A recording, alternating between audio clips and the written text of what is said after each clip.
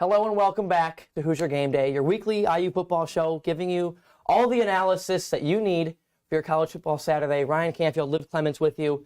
Hoosiers are 5-0, and they are ranked. How are we feeling? I mean, I know Hoosier fans are feeling good, and you could see it in the stadium at that game. Coach Signetti came out and was like, we need you guys in the stadium, and that had to play a factor. The Hoosier fans were there.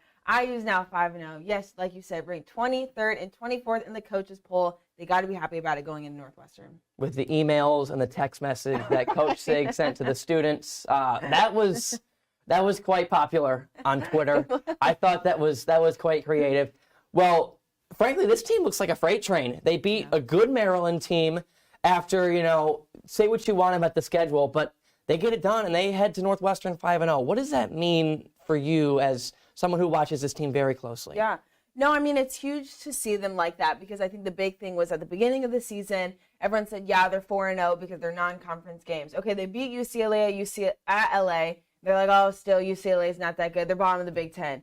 Okay, but now they beat Maryland pretty good. So you really can't say much now when it comes to IU. I think it's completely well-deserved. And like you said, the beginning of this season, it was huge because we didn't really know what to expect with a lot of transfers coming in, a lot from JMU, a new head coach, and new traditions. But I will say for IU, it is working and is looking good for the remainder of their season. Before we go back and show you the highlights from Maryland, what are two things on both sides of the ball that really impressed you in this Hoosier performance? I think the big thing with IU that impressed me was their ability to come back, even though they had those two interceptions. I mean, first play of the game was an interception, which I feel like for any team that needs to take you a step back, especially with Curtis Work being so dominant and him not performing how he should be, I think for them to be able to still flow through, because I think the IU team last year would have crumbled and would have just fell apart in that moment. So I think for them to be able to come back with adversity and that offense was strong. I think also having 10 receivers get receptions that game is huge. I think that's what was so impressive to me was that Rourke is finding who's open, and he's capitalizing on that. Defensively, I feel like it's the same always. Defense is always strong. Aiden Fisher doing his thing out there. So I feel like just defensively, it's keeping the same rhythm that they have, but they are letting up, though, and you can see right out of the gate in the second half. They've done that each game now. So I'm hoping that in Northwestern, they see how to come out with a little bit more energy defensively. But I feel like the big things that pointed out to me was that the adversity they had and be able to change through that and still flow and win is huge. Before we go any further, let's show you how it all happened as the Hoosiers got to 5-0 against Maryland. Let's go field level to Memorial Stadium. On the Hoosiers' opening drive, it's Curtis Rourke trying to kick the door down early for Miles Price, but he overshoots him by just a couple steps. Maryland cornerback Jalen Husky picks it off and returns this ball all the way to the 41-yard line. And on the next IU drive, Rourke on 3rd and 4, looking for Keyshawn Williams, and the route is undercut by Glendon Miller. 2 picks in 2 drives for Curtis Rourke early in the first quarter. Even with the field position from those 2 turnovers, the Hoosier defense get 2 huge stops, which would then lead to the first score of the game, a beautiful fake to Tyson Lawton, to Miles Price for the first score of the game for Indiana. Hoosiers go up 7-0 early in the second quarter. This is the first time we see the Maryland offense. Terp quarterback Billy Edwards with a 34-yard ball perfectly placed into the hands of Caden Prather to get the Terps on the board. We're tied at 7. On the next Hoosier drive with just over 30 seconds to go in the half, Rourke matches Billy Edwards with an amazing throw of his own. He finds Omar Cooper Jr. He goes up and hauls it in with a Maryland defender draped over him. What a grab. Indiana goes up 14-7 heading into the half. Maryland's opening drive of the second half, they march down the field. Edwards slips through a Hoosier defender, and a tip job finds the hands of Dylan Wade. Maryland ties it up at 14 early second half. Next Hoosier drive from 19 yards out, Justice once again is served as Ellison finds the end zone. Hoosiers take the lead back 21-14. Then Maryland would keep the pace and respond instantly. But take a look at this run from Roman Hemby. He takes this one 75 yards to the house, but on the replay, the umpire creates a block for Hemby to help him get to the second level, and Maryland would tie it up at 21 midway through the third quarter. Again, the Hoosiers would set and maintain the pace in this track meet. Curtis Rourke finds Elijah Surratt over the middle to close out the third quarter. Hoosiers go up 28-21. Hoosiers force a Maryland punt, drive all the way down the field, and Rourke finds Donovan McCulley for his first score of the season. We'll get to a little more on DMAC later, as this is the first time we've called his name in highlights this season. Then Indiana would officially seal it with this Tyson Lawton touchdown run to make it a 3-score game late, 42-21 Hoosiers.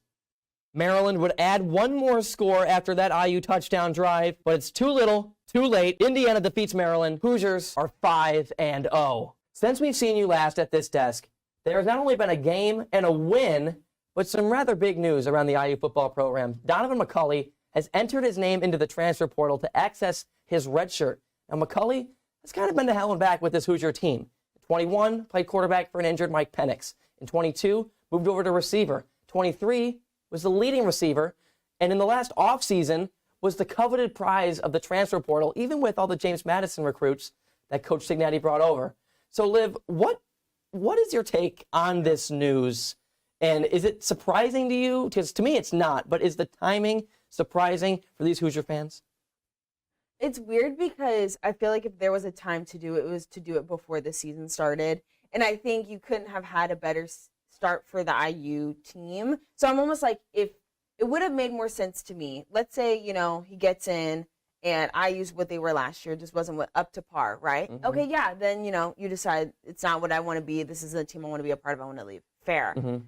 But IU is on the track now to make a bowl. Mm-hmm. Now they're ranked. Best coaching start yet. And now you decide to leave.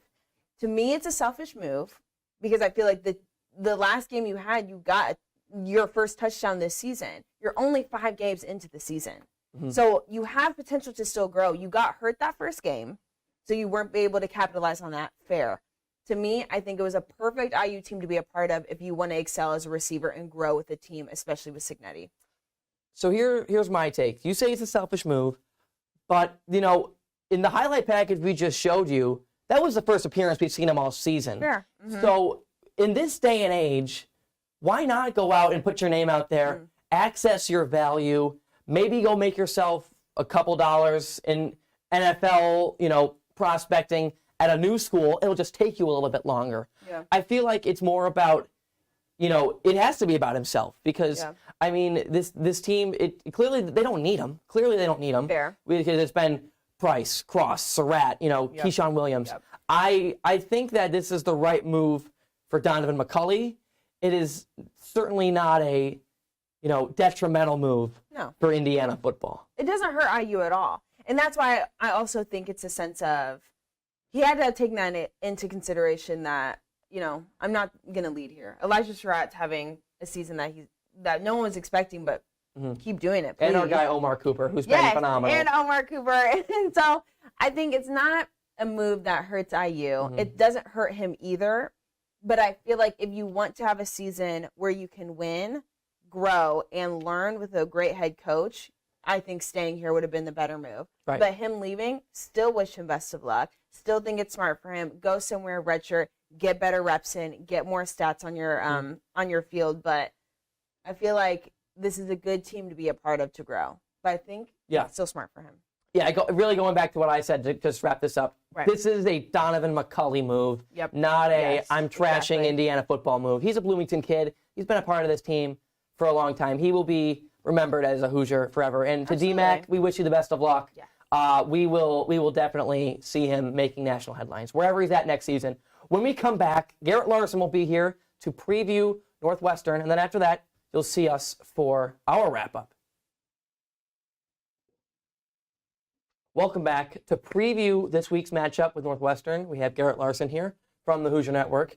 So, Garrett, first of all, before we get into this matchup, what is, we've asked every guest we've had on so far, what does this Hoosier team success mean to you? Like, what is the cultural significance for you, and how do you see it for everybody else? Yeah, thanks, Ryan.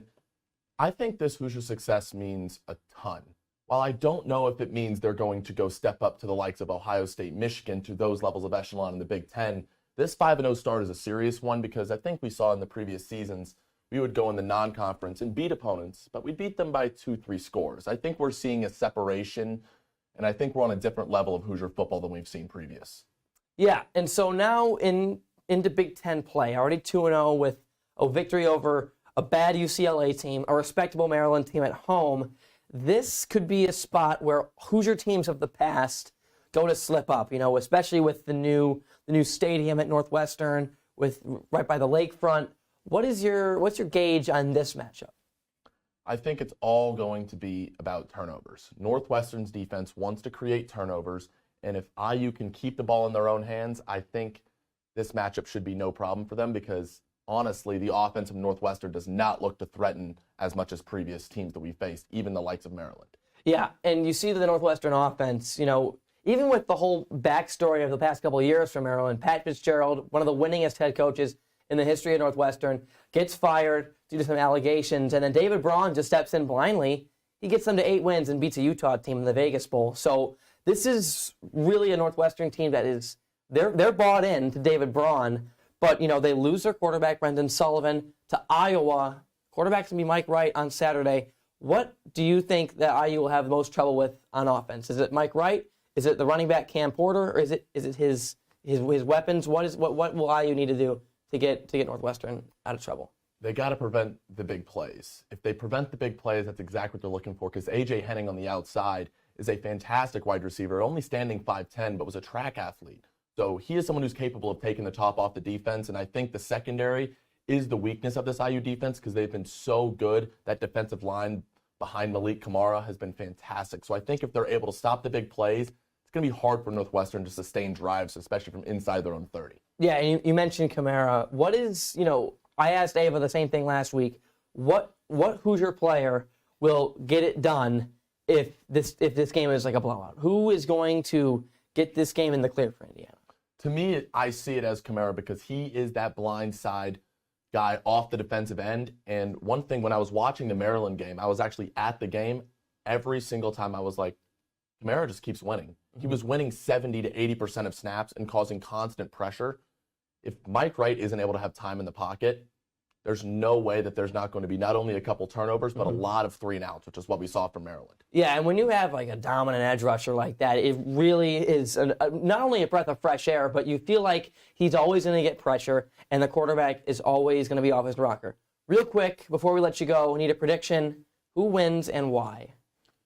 My take is 42-17 IU.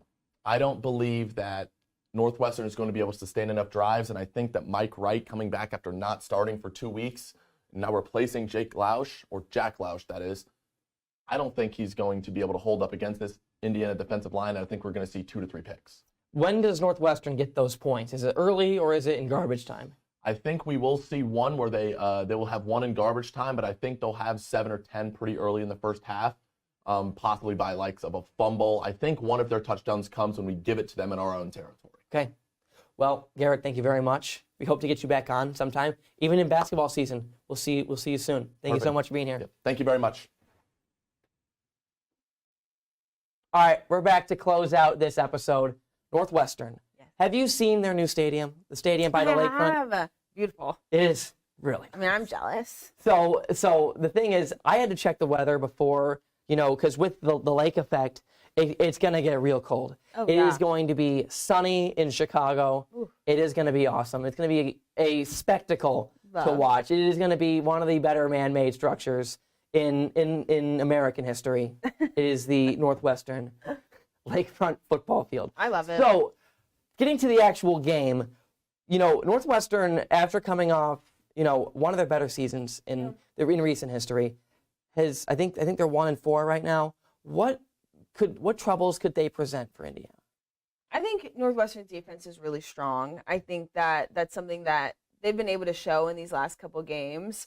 I feel like the defense is strong and the offense is struggling. I feel like that's how you explain Northwestern football to a T. Right now, going between 2 quarterbacks, yes, it's been Mike Wright, but I think also their offense is struggling now with Cam Porter being out, which he possibly could be in for IU, but he was out for Washington. So I think the big thing right now is their offense hasn't shown that they can really capitalize on opportunities, even if the other team's throwing interceptions or fumbling or their defense is weaker. They haven't shown that they can capitalize on those moments, which would be huge against IU. But right now I think their defense is actually showing that they have some strength, and that's the one thing I think IU is going to have to tweak a little bit. going into this game. Yeah, I mean, you talk about the defense keeping Washington. I mean, they only scored 5 points, Ooh, but keeping Washington at 24, keeping Duke under 30, I think, and that's a good Duke team with Malik Murphy. I think you're absolutely right. However, I think this IU team will break the mold of that, the strong defense. What is your score prediction for this game? My score prediction is pretty simple. We're going to do 42-7.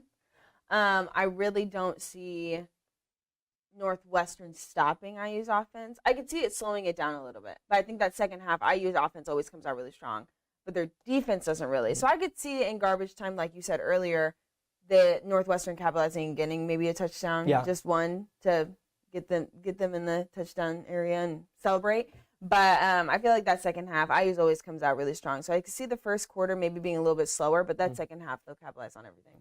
I'm going to go Indiana 38, Northwestern 13. Okay. So, they're going to get theirs. I really think that this is going to be just a nice, not necessarily a tune-up, but if it becomes anything more than a tune-up, would there be any, would there be a big-time alarming if it were you? Like, if you're watching this and Indiana if this is a one-possession game in the fourth quarter, what is your take? What are you going to be like? What is going on? Or this is an interesting atmosphere against a weird team. Yeah. What would your take be if this is a one-possession game? If this is a one-possession game, I definitely will be like, what's going on? Okay. Only because you show so much strength against Maryland, even with 2 interceptions and 2 fumbles, you still managed to beat them by a good margin. So if it's a 2-possession game, that just means everything's not really going right. That means offense isn't on the same page. That means defense is kind of struggling. Maybe some, like how we saw with the targeting penalties and stuff like that against UCLA. So that's when I would see it being a one-possession game, is if stuff just gets messy and they aren't able to adapt quicker and hold that lead that Cignetti said that they need to do earlier in the season. I don't see it being that, but if it is that, I genuinely think it's because IU came in maybe too comfortable and started to get a little messy and needed to clean it up. All right, so it's going to be a mix of taking their foot off the gas late, right, or just mistakes. Yeah, probably taking their foot off the gas late. Awesome. That would be my thing. But I see them being bowl eligible, going 6-0. That's going to be awesome. They'll be the first Big Ten team bowl eligible with the win on Saturday. Woo. All right, partner, let's get out of here. All right. Thank you for watching. No show next week with the bye week, but we will see you soon.